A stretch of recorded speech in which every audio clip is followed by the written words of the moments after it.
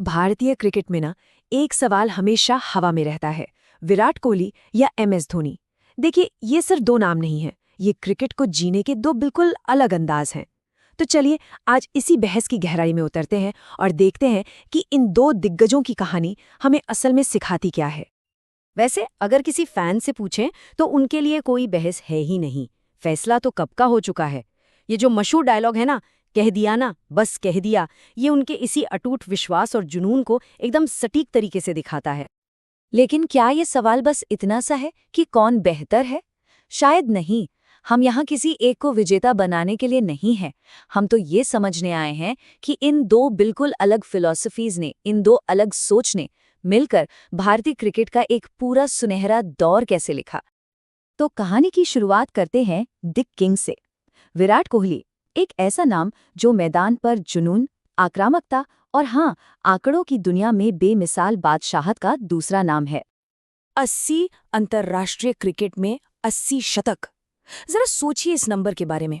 ये एक ऐसी जबरदस्त उपलब्धि है जो उन्हें क्रिकेट इतिहास के महानतम बल्लेबाजों में से एक बनाती है, इसमें कोई शक ही नहीं है। पर देखिए, उनकी महानता सिर्फ रन बनाने में नहीं है, बल्कि लगातार खुद को बेहतर बनाने की जिद में है। यहाँ देखिए, 2019 में जब वो अपने पीक पर थे तो उनका स्टांस ज्यादा चौड़ा और आक्रामक था, लेकिन 2022 तक जब फॉर्म थोड़ी गड़बड़ाई तो उन्होंने खुद को बदला, एक ज्यादा सीधा और रक्षात्मक स्टांस अपना लिया। ये दिखाता है कि एक चैंपियन का दिमाग कैसे काम करता है।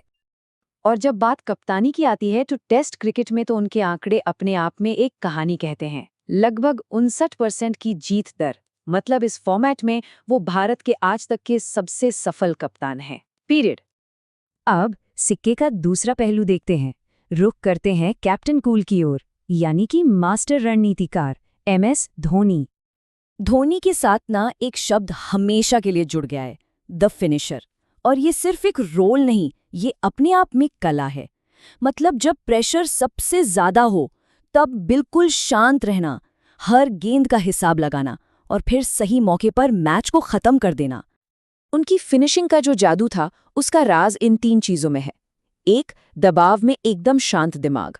दूसरा, एक कंप्यूटर की तरह तेज चलने वाला रणनीतिक दिमाग जो चेज को प्लान करता था। और तीसरा, जब जरूरत पड़ती थी तो वो विस्फोटक पावर हिटिंग जिसके सब दीवाने थे। और कप्तानी, उनकी कप्तानी की पूरी विरासत शायद इस एक नंबर में समा जाती है, 3।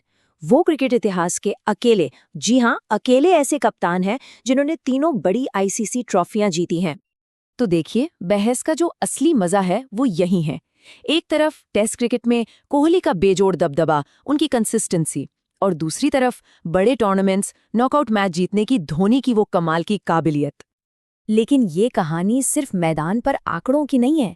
इस प्रतिद्वंदता से कहीं ज्यादा गहरा इन दोनों के बीच एक खास रिश्ता भी था। विराट कोहली ने खुद ये बात कही थी, वो हमेशा मेरे कप्तान रहेंगे।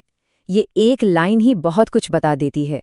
ये दिखाती है कि कप्तानी मिलने के बाद भी धोनी के लिए उनके मन में कितना सम्मान था। और ये बात तो और भी गहरी है। जब 2022 में कोहली ने अचानक टेस्ट कप्तानी छोड़ी तो उन्होंने खुद बताया कि उस मुश्किल वक्त में सिर्फ एक इंसान ने उन्हें पर्सनली मैसेज किया था, और वो थे एमएस धोनी। और देखिए, इनका असर सिर्फ क्रिकेट फील्ड तक नहीं है, मैदान के बाहर भी ये दोनों लगातार भारत के सबसे बड़े ब्रांड एंडोर्सर्स में से रहे हैं। ये बात साबित करती है कि वो सिर्फ क्रिकेटर नहीं बल्कि पूरे देश के लिए एक आइकन है। तो आखिर में इस पूरी कहानी को हम किस नज़र से देखें? आग और बर्फ की इस कहानी की विरासत क्या है? शायद ये बहस कभी कौन बेहतर है वाली थी ही नहीं। ये तो एक ऐसी साझेदारी को देखने का मौका था जहां कोहली की आग धोनी की बर्फ से मिली। ये दो अलग अलग ताकतें थीं जो एक दूसरे से टकराई नहीं बल्कि एक दूसरे को पूरा करती थी। उनकी जो साझा विरासत है वो कमाल की है। कोहली ने एक नई फिटनेस कल्चर के साथ भारत को टेस्ट की सबसे खतरनाक टीम बनाया। वहीं धोनी ने अपनी ठंडी कप्तानी से लिमिटेड ओवर क्रिकेट में हमें वो खुशियां दी जो कोई नहीं दे सका। तो अंत में असली विजेता कौन हुआ? भारतीय क्रिकेट।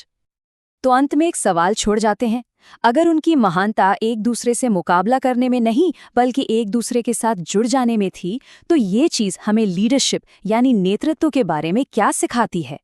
शायद यही कि असली महानता अलग अलग ताकतों को एक साथ लाने में ही है। सोचने वाली बात है ना।